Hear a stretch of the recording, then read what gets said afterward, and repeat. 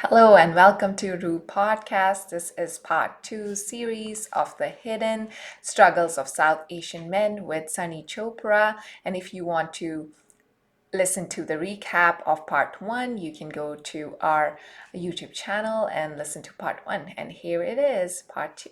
And I want to ask you, Sunny, like, what would change in our community if men felt safe expressing their emotions? Yeah, that's a really good question. I think there would be less kind of guard. Okay, in terms of like interactions with men, I think there would be less of a guard up to play this image, right? Look at me, I'm the tough guy. Look at me, I got all the money, I got all this success. And again, not to say those things aren't good or required. You need some level of success to live in this lifestyle and in this life. But I feel like people would be more open to conversations. They'd be more friendly. They're yeah, it's awesome. I wish I had the magic to do that, but like Yeah. their health would be better. They'd be better in so many aspects. They would be actually more successful, I would say. Yeah. And then like their relationships, their wives and girlfriends would probably, to be blunt, they would be happier with Yeah. them. 100%. And their parents, their families, they would just feel that they're being able to offer more, right? It can go such a long way. It's such a ripple effect because there's just so many aspects, like I mentioned, like even for me, my relationships with everyone has gone better. Every single person, wife, parents, siblings, friends, just every single person.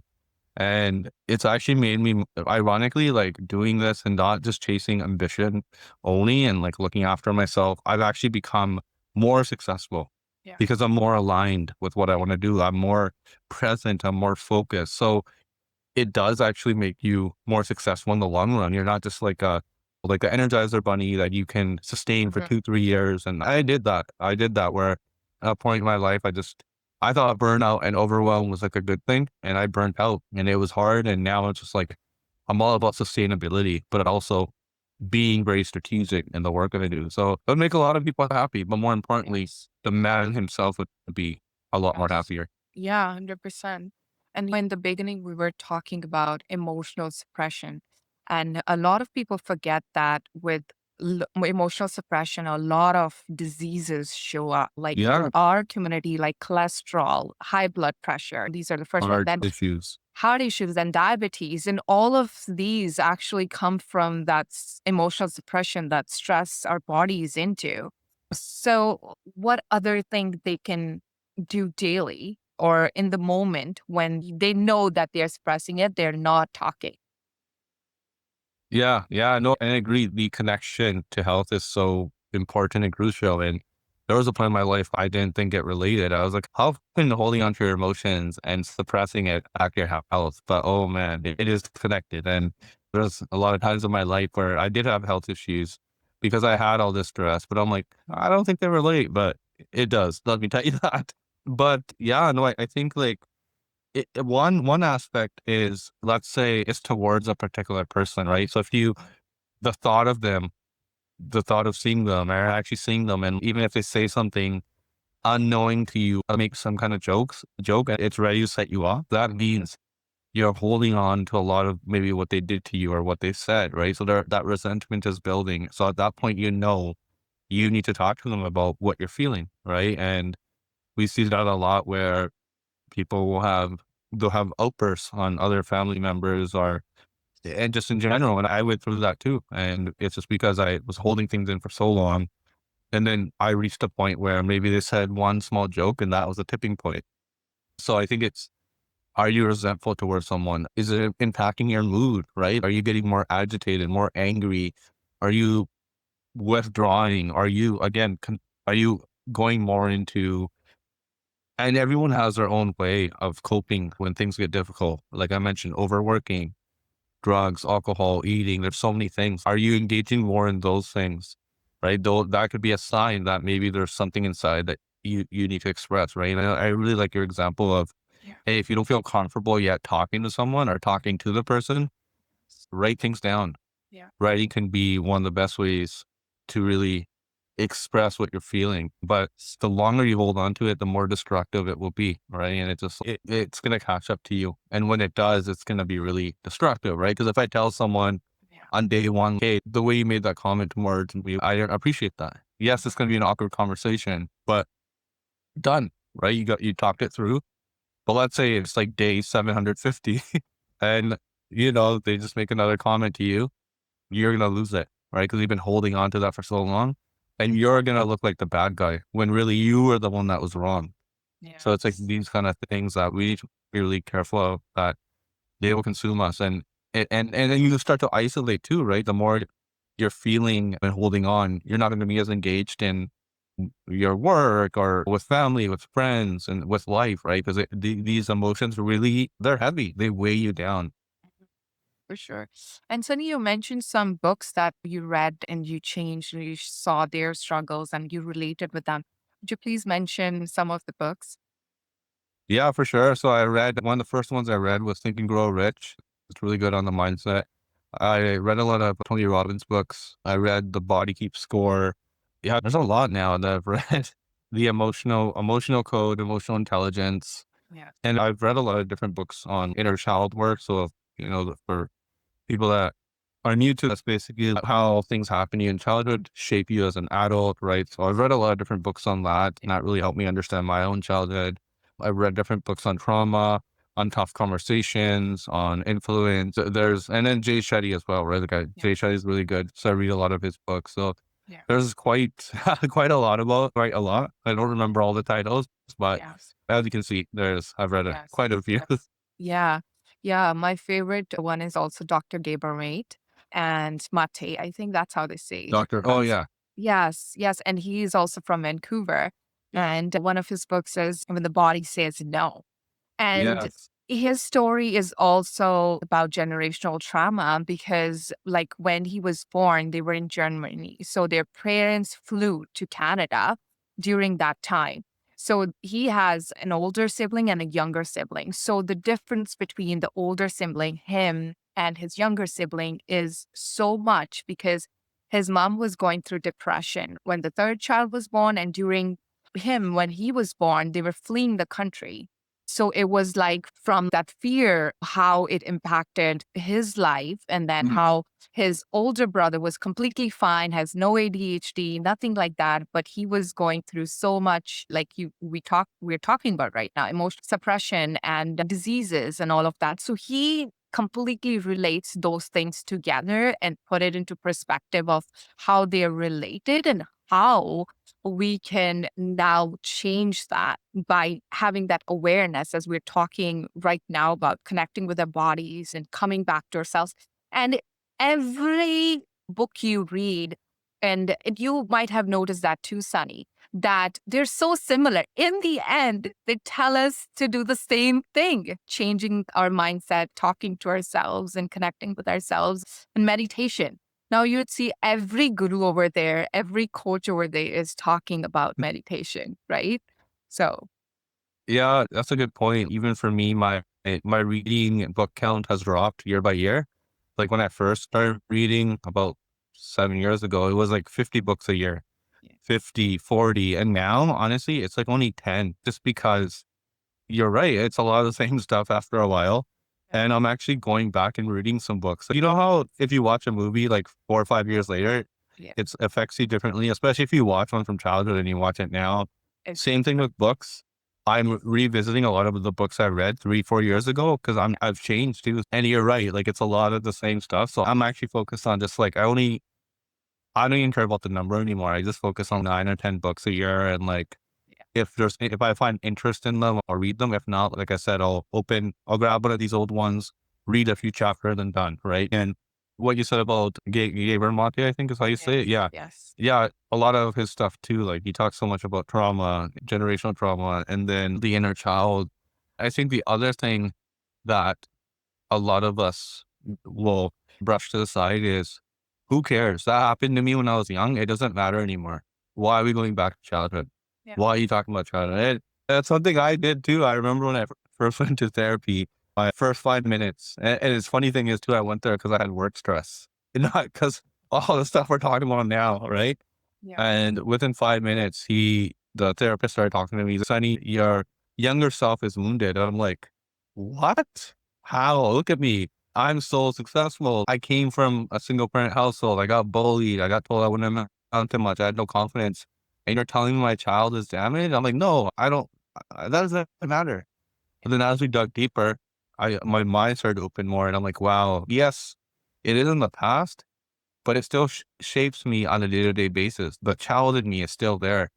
And one example I'll give to everyone just to make it understandable is when I was younger, like I would get bullied a lot and people would laugh at me. So as an adult, up until this point, anytime I was in big spaces, if and there was a group of people laughing, they're like, my heart would start beating, my stomach would start hurting.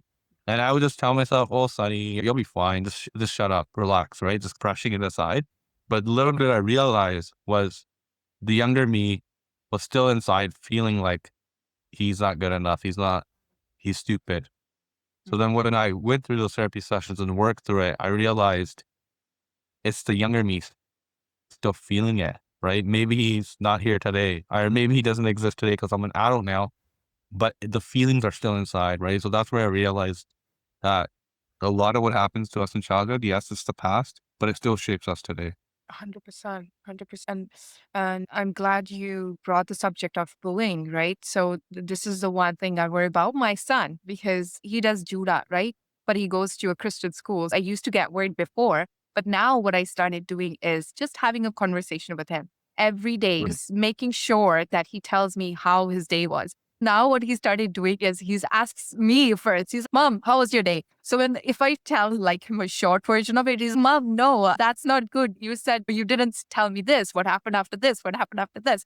Yeah. It became a habit for him to come and have that safe space with me to share. And sometimes then he started telling me, oh yeah, that boy kicked me, or that what happened at school, or somebody didn't want to play with me. But before he wouldn't do that. He didn't have a habit. So I now made sure before going to bed, every single day, we have that 10, 15 minutes spared just to talk about how his day was. Yeah. That's so awesome to hear. You're teaching him that he's probably not realizing it yet, but you're teaching him that it's okay to talk about these things. And I'm pretty sure in the future, his future wife will thank you because now he's going to feel comfortable being able to talk about these things because you've provided him that space, that platform. And it sounds like it's becoming like almost a ritual for his day, right? I'm going to talk to mom about what happened today. So Yes. I think you're setting him up to be really emotionally aware, which is great to hear.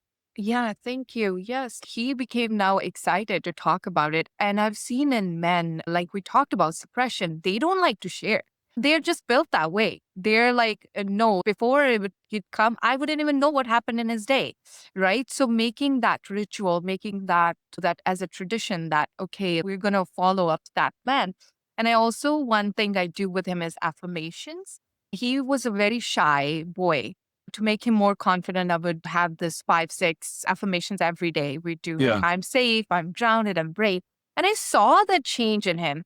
And you know what I would also do? I'd whisper him when he would sleep. So it's like sits in his subconscious mind. Yeah. Oh, wow. Yeah. That's what Think and Grow Rich talks about too. The book I mentioned, Subconscious Mind. Yeah. Yeah. Yeah. So it like now then I started seeing the changes. Like before when he was 3 or 4, he wouldn't eat properly. But I would always tell him at the end of the day, my baby eats so well, he eats so healthy. And now I see his habits changing with food so much. He's having a better relationship with food. He's one day he's, Mom, I want to try spinach. Other days, I want to try edamame beans. So I was like, what? Oh, wow. Yeah. That's You really know, good to hear. so that's how, with little small changes in our life, we can bring a better future, a better world for our kids. Right. And now I want to focus on you a little bit, Sunny. So before becoming a coach, who was Sunny Chopra and what's the difference now? Yeah. It's really timely that you asked me that because even yesterday I was just doing a really good reflection and I was like, damn, the person that I am today, like if the young version, the 5-year-old, 10-year-old, even 15, 16-year-old teenager saw me, he would be like, holy, who is this guy? I'm scared. And not in a physical intimidating way, but more in, is this really who I could become? No way. Right. So it just really goes to show the work that you do in yourself. And I'm not just talking strictly about success because I have achieved a lot of that coming. I've touched on it a little bit here in the podcast, but growing up in a single parent household, my living with my mom and my siblings, being told I won't amount to much, being bullied. And I was someone who my family looked after. So he's going to struggle academically. He's probably not going to have a really good job in the future. So he's going to need a lot of help and hand holding, right? So Yeah. that was the perception. So a lot of my confidence was based on, okay, does this person like me? Whether it's family. And then if it's family, it's like, I want to impress them. I want them to like me. So again, that's where I didn't get to where the emotional suppression came in, because if I expressed how I was feeling, I was scared that the people are going to say, oh, don't complain, or don't be a baby, or don't cry. Then if I do these things, and again, not thinking that as a kid, I'm just looking back on it and assessing it. But I was worried that if I do this, if I be who I really am, whatever that was, and I didn't know what that was, they're not going to want to talk to me, right? I would need to be accepted. So I'll do whatever it takes and be whoever I need to be accepted and liked. But that still didn't work. Even after high school, I didn't have much going on in life. I was working at a future shop full time, which is Best Buy now, and got fired from that job, and ended up being like the best thing that happened, because I went to school, I went into human resources, and then built a career in that. And I was really confident, and I'm very proud that I'm able to achieve all the success, because I wasn't supposed to. And the expectations were very low for me. So that success on the outside was very important. But through those years of 20, I would say 23 to 29, it was just about grinding and like working hard, pushing myself. And then I'd say, okay, I'm going to party on the weekend, get drunk. And in those periods, I would like wear burnout and overwhelm like a badge of honor. Look at me, I'm so burnt out because I'm working hard, right? But then, yeah, I would notice like something inside feels wrong. And like I told you, like the laughing thing, right? Like these random things would come up, right? And I would feel things in my body, or like things would feel off. But again, I'm like, Sunny, just use this as motivation. Shut up, be a man, and push through. But then I had health issues, and then it's just a lot of things started to come up. And that's where like I went to therapy, because I had work stress. Again, I didn't know like it was all this stuff. And then through therapy, I really started to become more emotionally aware, and talk about my emotions. And honestly, even early on, I was very emotionally expressive, although it wasn't really welcomed, right? So I would cry a lot. I would be sad. I would be very emotional in certain things, you could say.